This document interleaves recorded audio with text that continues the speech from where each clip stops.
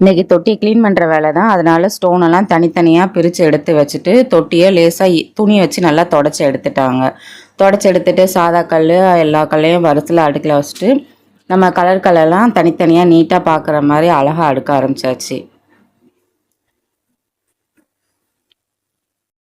ஓரளவு நீட்டாக அடுக்கிட்டாங்க. கல் ஸ்டோன் அடுக்கும் போதும் தொட்டியை க்ளீன் பண்ணும் போதும் நான் தான் ஹெல்ப் பண்ணுவேன். நம்ம வீட்டு குட்டீஸ் உள்ள களத்தில் இறங்கிட்டாங்க.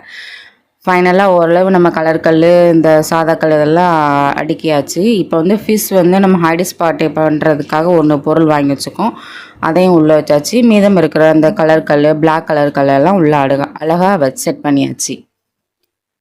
இதுதான் அவுட்புட் ஃபைனலாக. இப்போ தண்ணியை உள்ளே நிரப்ப வேண்டியது தான் வேலை. நாங்களும் அமைக்க பார்க்க தண்ணி உள்ளே ஏறவே இல்லை. ஸோ அதனால் கப்பட்டே கொஞ்சம் கொஞ்சமாக அந்த கல்லெல்லாம் அலங்காத அளவுக்கு ஓரளவாக தண்ணியை செட் பண்ணியாச்சு.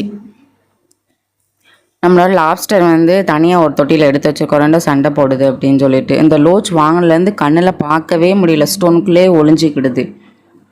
ஸோ ஓவராலாக ஃபைனலாக தண்ணி செட் பண்ணி 2 hours கழித்து நம்ம தொட்டி இப்படி தான் இருக்குது. நல்லா நீட்டாக இப்போ நிறையா மீன் புதுசாக வாங்கி விட்ருக்கோமா, பார்க்கவே இன்னும் நல்லா அழகாக நீட்டாக இருக்குது. ஓகே, இந்த வீடியோ பிடிச்சிருந்தால் மறக்காமல் இளந்தி பிகே சேனலை சப்ஸ்கிரைப் பண்ணிக்கோங்க.